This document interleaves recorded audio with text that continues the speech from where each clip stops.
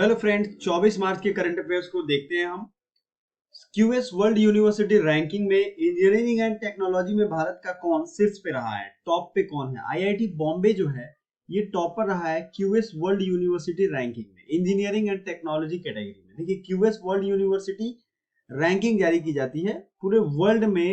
Universities की ranking top पे कौन है, फिर इंडिया में टॉप, अलग अलग देशों में वो रैंकिंग जारी करते हैं। तो इसमें आईआईटी बॉम्बे अपना इंजीनियरिंग कैटेगरी में इस बार टॉप किया है, ये याद रखिएगा, इंपॉर्टेंट है। प्रधानमंत्री नरेंद्र मोदी ने कहा ITU area office and innovation centre का उद्घाटन किया नई दिल्ली में। Whereas the prime minister Modi inaugurated ITU area office innovation centre, ये न्यू दिल्ली में किया है।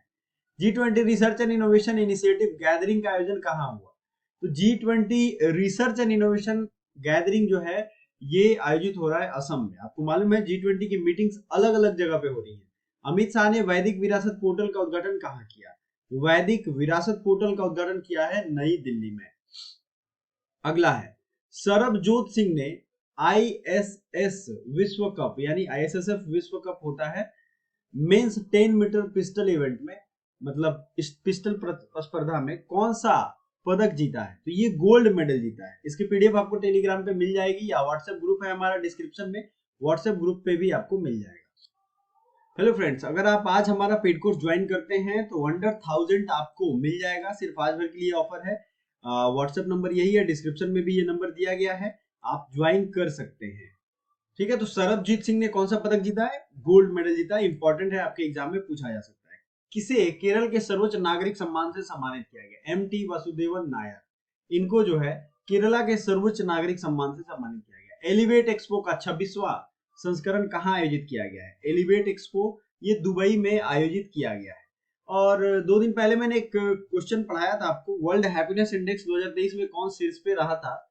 तो ये इसमें फिनलैंड टॉप पे था और भारत का स्थान 126वां था। एक माय डियर स्टूडेंट ने ये इंफॉर्मेशन दी कि सर आपने उसमें 125 ही बता दिया, तो ये आप करेक्ट कर लीजिएगा। वर्ल्ड हैप्पीनेस इंडेक्स में भारत का इस बार का रैंक 126 है। ठीक है, और ये 2023 में फिनलैंड टॉप पे है। दरअसल स्कैंडिनेवियन कंट्रीज जो है वो टॉप पे ही रहते हैं।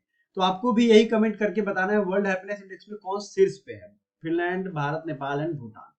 तो चलिए अब रिवीजन की तरफ हम लोग बढ़ते हैं। डेली हम लोग पिछले दिन के करंट अफेयर्स को रिवाइज करते हैं, और अगर आप लोग आज से इजाजत देंगे तो 2 दिनों के मैं करंट अफेयर्स आपको डेली रिवाइज कराऊंगा।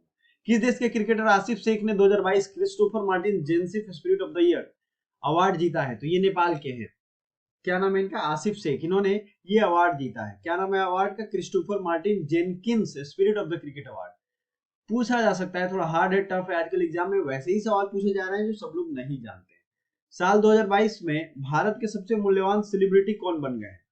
रणवीर सिंह। रणवीर है ये 2022 में भारत के सबसे मूल्यवान सेलिब्रिटी बन गए।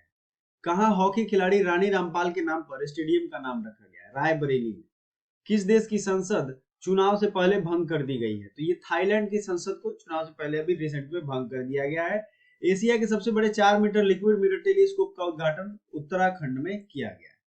आगे बढ़ते हैं। भारत और अफ्रीका के बीच 9 दिवसीय सैन्य अभ्यास कहां शुरू हुआ है? तो ये पुणे में शुरू हुआ है। ये इंडिया और अफ्रीका का 9 डे मिलिट्री एक्सरसाइज है। स्वास्थ्य का अधिकार विधेयक पारित करने वाला पहला राज्य बन गया है Rajasthan. Which state has become the first state to pass right to health bill? तो ये राजस्थान बन गया है। Where was India Jordan second consultative meeting held? तो ये न्यू दिल्ली में इंडिया जॉर्डन की कंसल्टेटिव मीटिंग की जा रही है।